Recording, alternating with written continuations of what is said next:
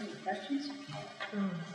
I don't know if there's... It just made me think about a lot of things in terms of my own relationship as an artist, but also as a future educator. I find it, like everything you were saying is, I found quite true, but I think artists also limit themselves, and they limit each other, and are very much prey to critics and people who say, you know, like, this art is good and this art is important.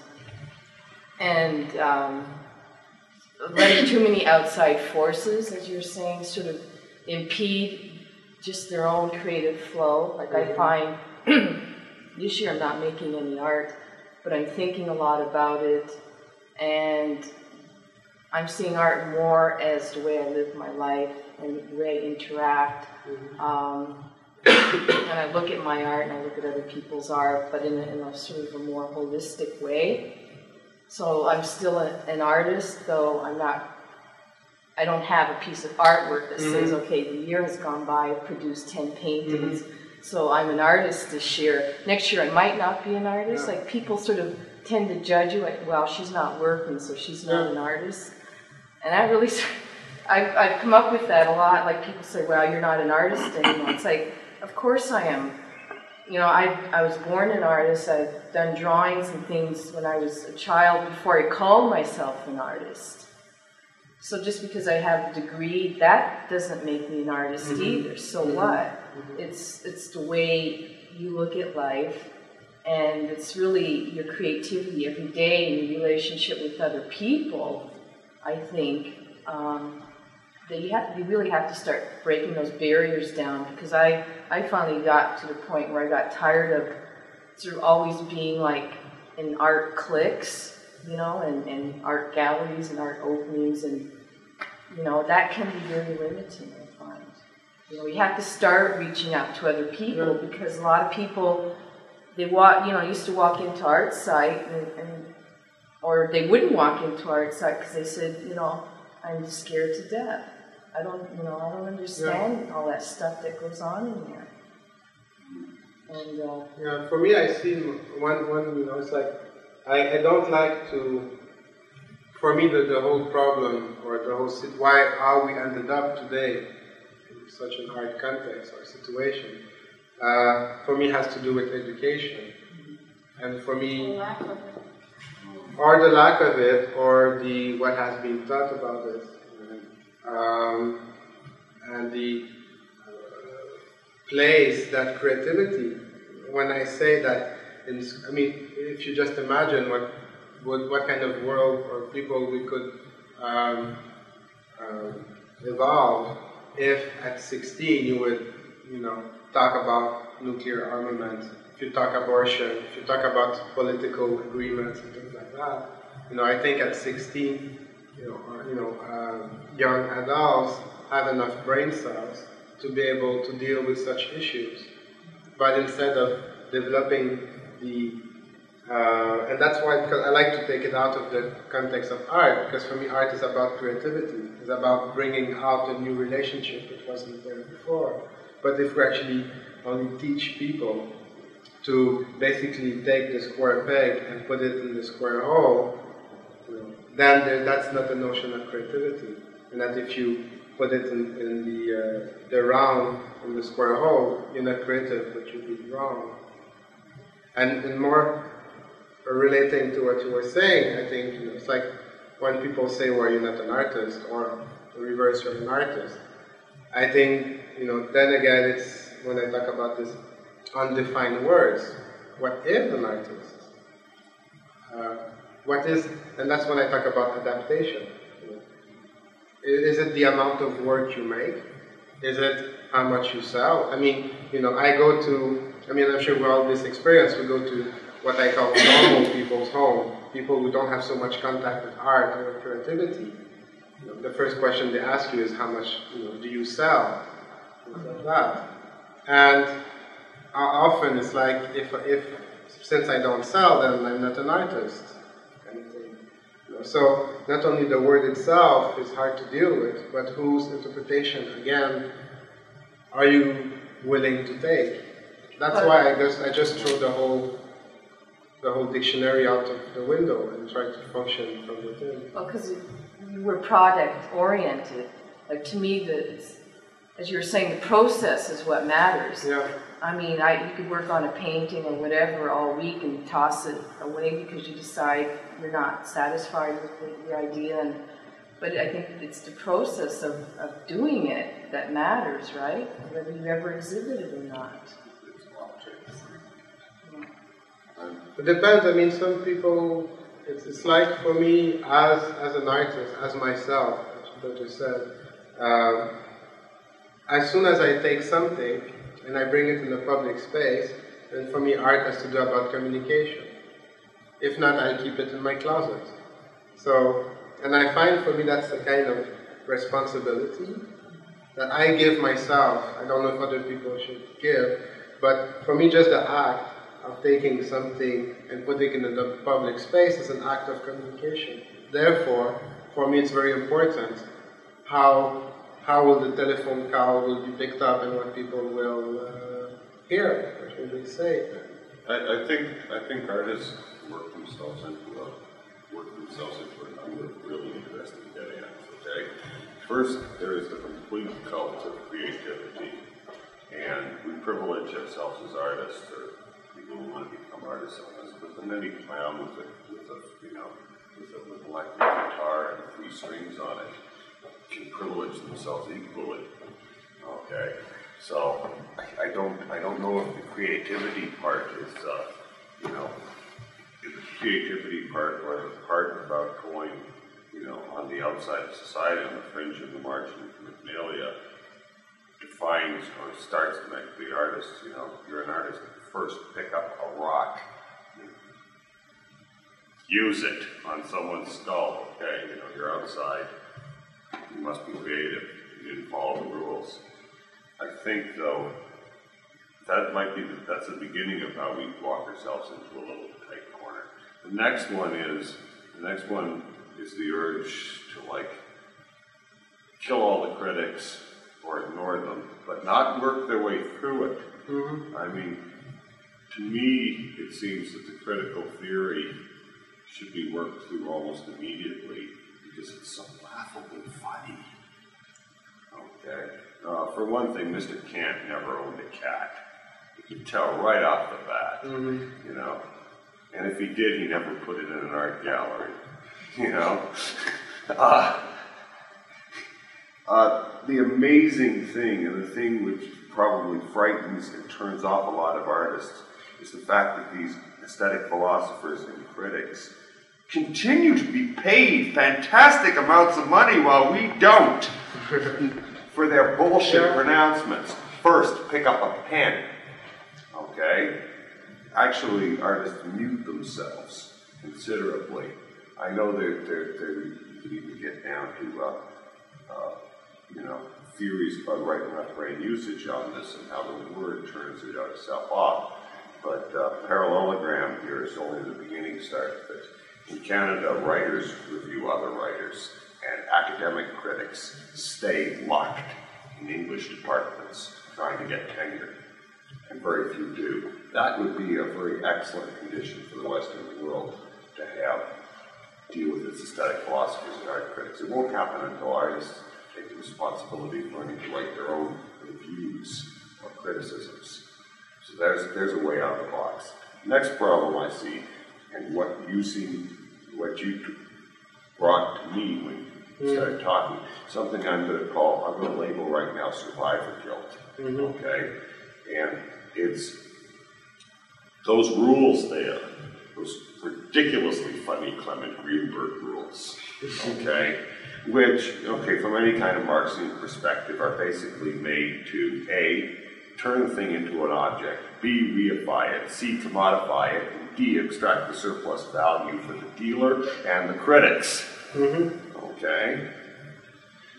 And in the prescription about what is not art, in the prescription of that which falls behind art and approaches theatricality, and is the great unknown, is where you find postmodernism, where you find your context. You see, That's half of what you're escaping from. Then on the other hand, you've got that. Well, you know, there's like anything I touch is art. I'm an artist. You know, this famous art school drunken argument. You know, Picasso died. Let's dig up his septic tank. You know. Later becomes anything I touch and manage to insinuate into a gallery becomes art, or if not, anything I manage to get on the street with a big label, you know, and these kind of things break down, where again, that doesn't work either. You approach, okay, then you approach the subjectivity and the personal experience. It doesn't work for what? Of the personal experience of art. But what do you mean it doesn't work either? For what? That doesn't, for what? that does not, that is so wide a definition that it subverts itself. It doesn't need any help from first-year art students. It's not functional, it's not a working proposition. Yeah. To walk around with a big stamp and go art on everything, it's good for a joke once, but, you know. Yeah, but for what? I mean, that's what I find as a working paradigm for the creation of strange objects, okay, that people call art, and it works as art. And somewhere in the relationship part that you mentioned, you get closer, I feel. But then it becomes the personal experience, which is a religious metaphor. Okay? You know? Clement Greenberg suddenly becomes the Ayatollah, and certainly there is nothing between the faithful and God, but faithful need a little bit of instruction before they have their personal relationship. These are the smalls we tried again.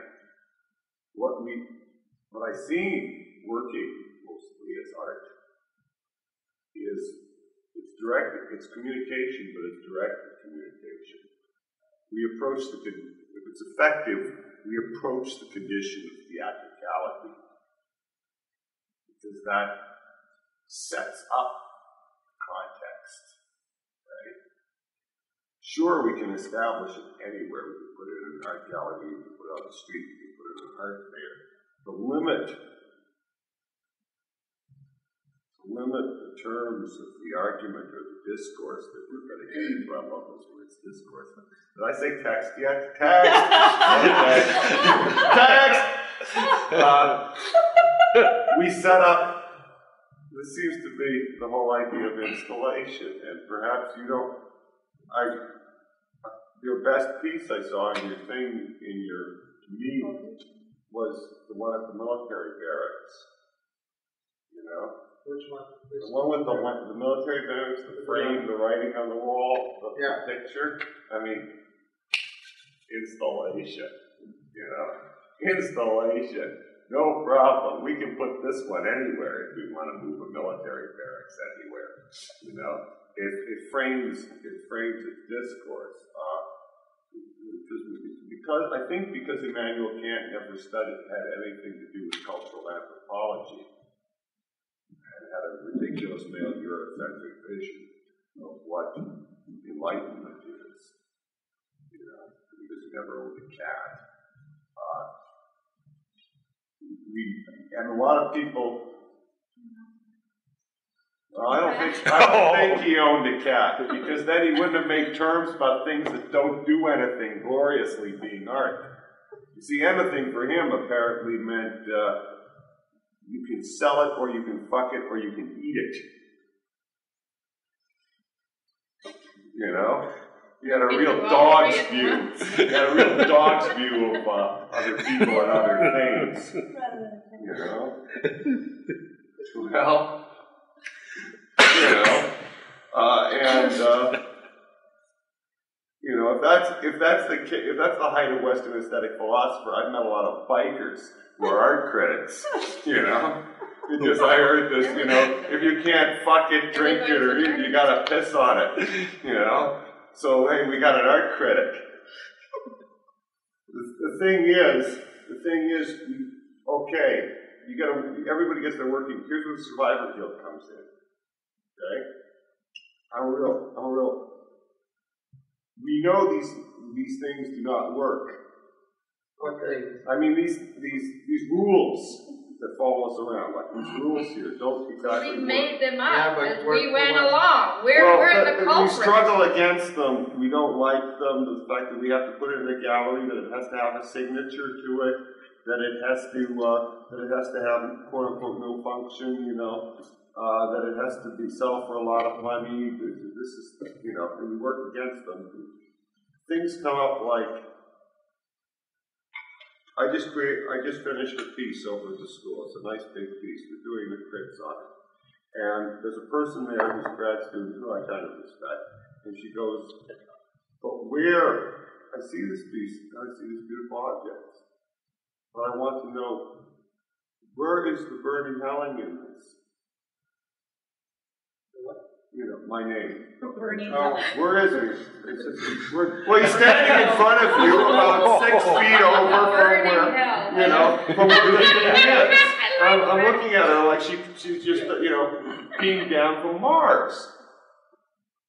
And what where are you in this pile of toast?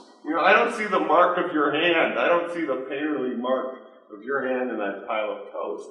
I'm just going, why is she asking me this? This is a pile of junk I have stacked up here. Where's me? Where's me is in the concept. Okay? She has gone through these rules. She struggles to break them, as we all do. She knows the postmodern condition of art. And yet, we still have this incredible training about what is good and what is bad and what is wrong and not doing wrong. We still expect certain things in art. And if we break them, we make propaganda or commercials or design pretty objects or craft. And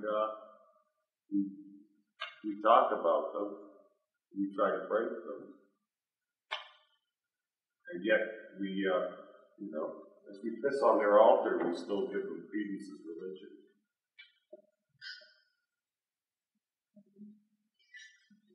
I think we're royally stuck. Right. Yep. I don't We either get out of it, shit, or get off the pot. It's basically either do what you want and don't ask anybody for it. You can't have it both ways. You can't say, I'm an artist, therefore I can make anything I want. And I don't, you have to pay me. Yeah. And then expect somebody to accommodate your simplistic or your genius, however you want to label yourself, somebody to appreciate what you're doing. Nobody gives a fuck, man. Nobody cares. You choose your hell, and you pay for it. And everybody else that can say anything, that's it. If you want it the other way around, it's the other way around. Then you've got all these gimmicks, because literally what they are, they're gimmicks. They're systematic gimmicks.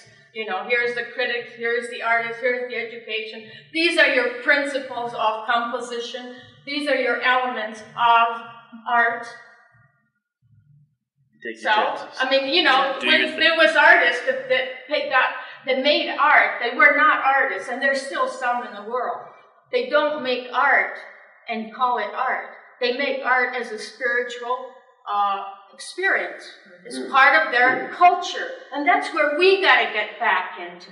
We got to make art because it's part of what we are. It's got nothing to, these people don't get critics. It doesn't have galleries. They don't have anything, but they do it. They do it. They paint their faces. They decorate their houses and their dresses, their streets, everything. But you can't have it both ways. You can't be an artist, and wear the label and expect everybody to love you. Nobody gives a damn. Everybody's after their own hole, and I don't know. We created the system. Before, in our own culture, people were making art to decorate churches, to appease the patronage. They got paid and they got criticized. Whoever paid got criticized. Michelangelo got criticized. and had to do it probably several times over, or he wouldn't have gotten paid. You can't have it both ways. But all of a sudden, well, nobody's going to tell us what to do anymore, you know? And you can't expect, you know, to be out there in a vacuum on your own. You either follow a system and, you know, play with it, hustle it, do whatever turns you on to get ahead, or stay out of it and do whatever you think is right for you to do, but don't ask for any favors. You know, if it happens, it happens. If it doesn't happen, well, whatever you're after, recognition, money, critical writing about you, pictures in the paper, whatever the hell you're striving for. Instead of cool printings. You know, but you still got to eat. There's a specific function that you have as a human being outside of being an artist. And, you know, so you make your choices. Right? Definitely. Right. Well, I was flipping through some old art magazines, which I sort of decided not to look at anymore, but they're too nice and expensive to throw them out. For collages, because I teach basic drawing, I said these would be great for the students to cut up. There's nice colored pictures in them. But I came across this one article where this person was driving down a highway at night, and all of a sudden these beautiful little things fell onto the road. He got out and picked them up, and there were these beautiful little bundles, things that had been wrapped, and he went to the side of the road, and there was a whole box full that had spilled over. And they were like fantastic. And he took them to a friend who was like a gallery owner, and they're looking at them, and they're marvelous. They're all these, they're like found objects, drum wrappers and that, and they've been tied with various pieces of cord and wire.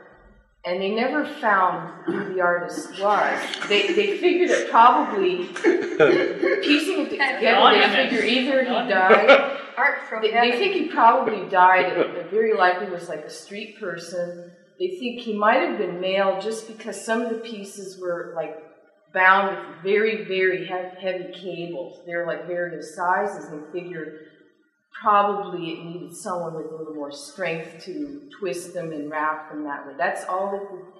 But they did have an exhibit, like they put it in an exhibit, but I thought, how wonderful. I mean, to me, I think that's what turned it around for me, is I thought, this person, you know, created something beautiful, and other people can appreciate it, and you'll never know who did it, but that doesn't matter. It's like it was out floating in the world, and that kind of, it's sort of childlike, I suppose, but that to me is where it really happens at that level. It was, you know, it was great, you know, I read that. Because it gets so elitist, you know. I find I still carry around a lot of that art school crap. I almost wish I hadn't gone through art school, because, you know, you had professors who say you're working in too many styles. You know, when you're learning, you know, I mean, for a while I liked Larry Rivers, and then I liked someone else. You're experimenting. You're trying to find out who you are. And maybe you like versatility. Why can't you be a painter one day and do something else another day? But it's like, oh, well, I don't know about giving you a show because you've got this work here and this work here, and this doesn't show any continuity of thought. Or if you have all the same stuff, they say, well, you're too limited. That's another thing. It's all bullshit, man. It's all Bible shit. You gotta do what you gotta do. That's all it is to The cheapest, stupidest hack writer, penny a word at the typewriter. You know, just consistency of style. My ass, I have to eat, and I want a bottle of gin. You know? Oh, what the hell is this? Okay, this is a John Smith. This one's really bad. This is half cents a word. This is Fred Weemish. You know? And it runs under 5 different names. Okay?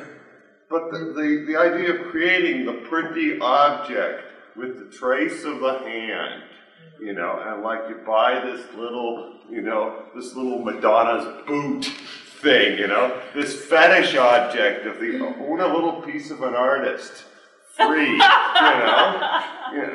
with the signature. It gets down to ridiculous things like every second dentist in upstate New York, apparently, if you believe the press, has a Gustavi, Oh, Gustavi, world's greatest, evil nemesis. This guy's life is a critical laugh riot comment on Jeff Koons, because Koons takes himself seriously. And Gustavi's this, rip-off fraud. He comes into his art factory every day, and he signs his work. He hires painters to paint it. And concept people to get the ideas. Concept committee. Oh, yeah. That he hires That's great. to make the concepts for it. And he doesn't approve it or anything. He just signs the concepts, and then they're executed. And then he doesn't sign them until they're sold. That way, nobody will rip the stuff off because it's useless until it's sold. It's like Warhol's dollar bills, signed dollar bills. Signature. But it's better than Warhol, because he gets out there and says, "I create decorative objects." They're made by master craftsmen. They're made with proper materials. They'll hold up. I sell them to people who like them. Anybody who buys a Gustavi is a complete jerk, because I intend to create more of these things than there are people in the world. And when I do, their value will go down to nothing. And he just loves it. Meanwhile, the art world sits there going, go down to nothing. And they'll put him in flashlights. They love him. They love him. And people who find out about him hate his bloody guts. And if the art world is bad, I think he's God. I think he's great. I feel I don't know how to follow on his heels, though. Except perhaps signing Gustavi, selling rubber stamps that say Gustavi on them. So you can put them everywhere, and call out an artwork by me, but again, artists, why the hell can't you crank off stuff in 50 different names? Or the guy you mentioned who did 5 American artists, 5 German artists, and paid them up. What about the artist, and not necessarily a visual artist, but someone who created one masterpiece in his lifetime by ordinary standards? You have to have a body of work. Well, maybe they had one brilliant work within themselves. They did it and were happy with it. Well, yeah, but I mean... It stops 9 out of 10 people dead in their tracks and makes their jaw fall. Receive this. Or it's like Andy Warhol's 15 minutes. That's the thing. I mean, they say art has no function, but when it works. That seems to be a function, And it seems to be a function because it holds some resonance with the human experience. And it reminds people that they aren't little meat trucks, They aren't little, trucks of meat that they drive around in their head all the time, And then perhaps it's really good to get up tomorrow morning, and not just kind of blow one's brains out or have another drink, And because you can't eat it or piss on it or screw it, I don't know how the hell Mr. Kant even got out of bed and looked at himself in the fucking mirror. Except for the fact that he probably knew better and was lying through his teeth so he'd get paid. I think we're going to have to come down to the fact one day to find out that most aesthetic philosophers and high critical theorists were lying through their fucking teeth to get paid. And, I'm bigger fools we for believing any of it. Well, you don't have to. No, but the bigger fools we for. You don't have to. All you have to do is challenge yourself. I don't even go to shows that much anymore unless I feel that I have to, or a friendship or something like that. I really don't care.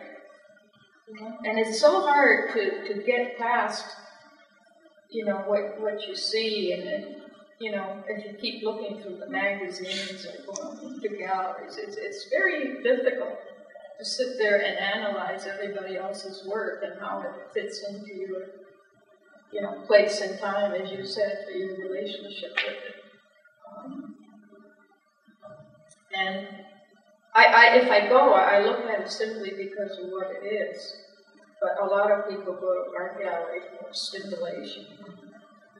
You know, I don't know.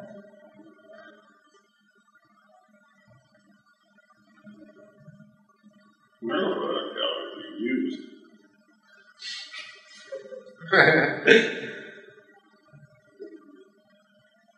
Well, whatever. Goodness, they can't. Mr. Greenberg, look at himself in the mirror. Joyless bastard.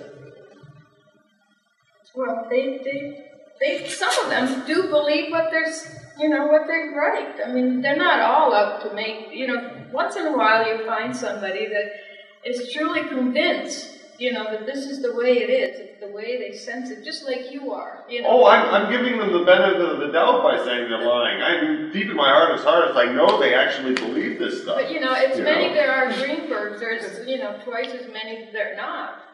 I mean, it's a very diverse society we're in.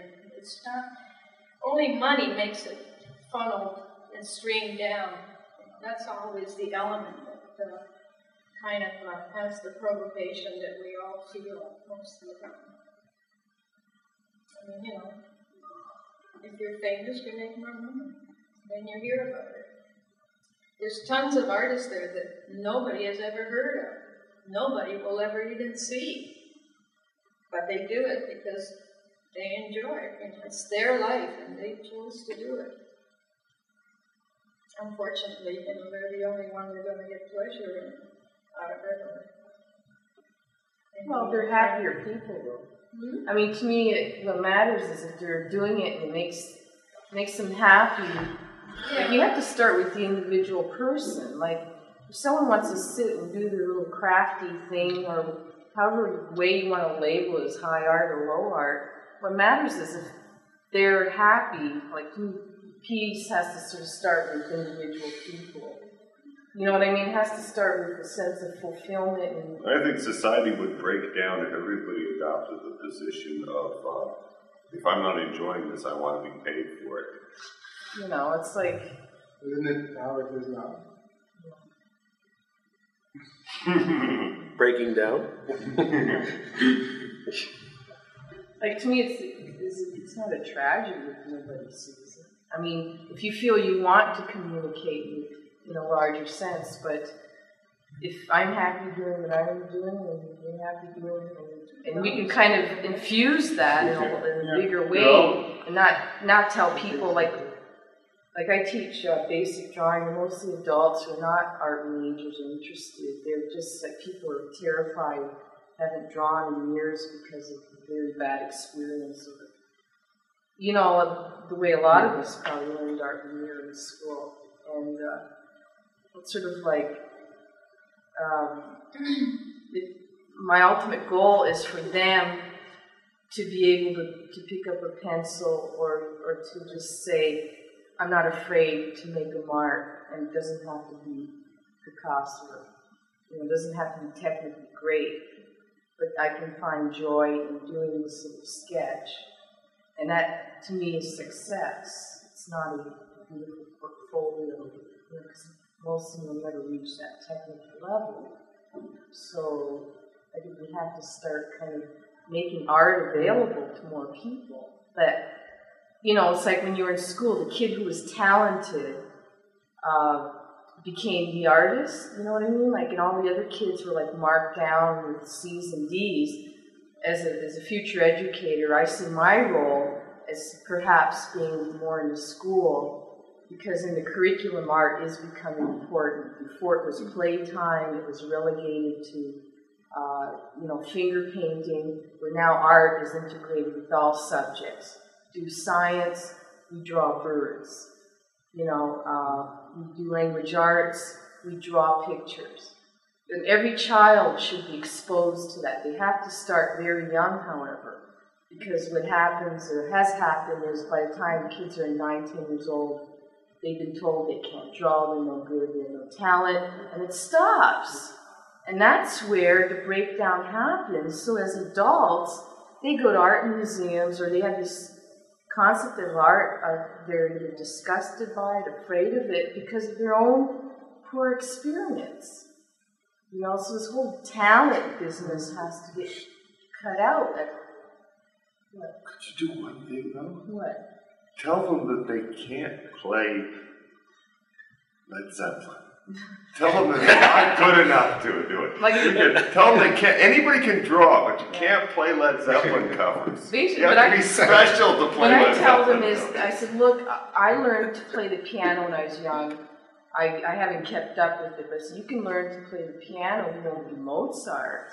It shouldn't stop you from learning for your own enjoyment. But if we can capture, you know, get that into them when they're very young, then we might have some hope that there'll be creative people, not artists necessarily, but creative people. And that's, I think, our only hope in the world. Creative and responsible, but they, you know, think critically at a fairly young age.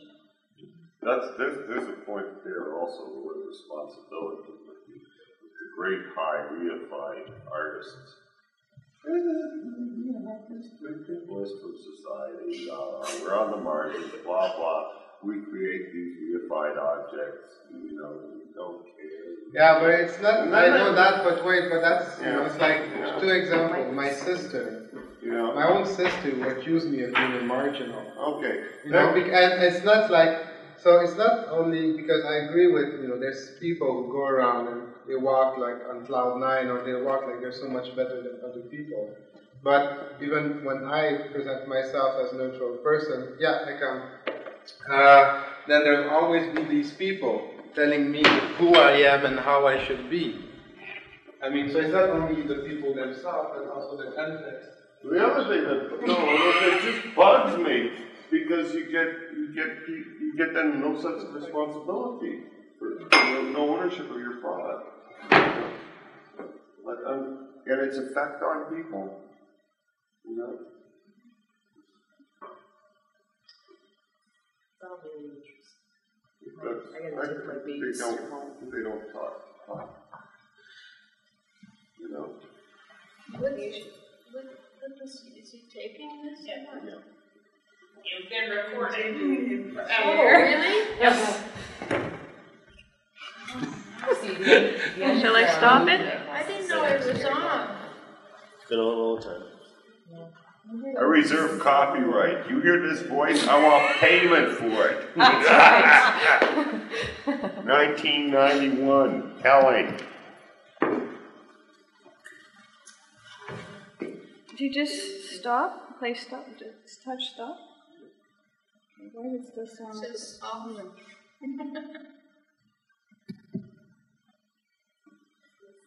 It's still recording. This is what you're seeing. Burning hell. Burning hell of Burning hell. You still use your alias? Which one? Oh, the one you started with. What's that? John, what was it? John Giard. John Giard? That's John Giard. And when he was in the transition between being. What was Peter's, Peter Deck? Jade? Yeah, he wanted to call himself Jade for some reason. I don't know why. Oh, maybe he's part Oriental. I mean, Mick Jagger's daughters. Yeah, I don't know. There was a whole bunch of bad.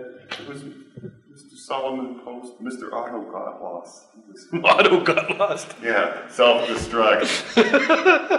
Got lost being old Plattdeutsch for damned. Or renounced from God, you know. Lost from God. So Otto got lost.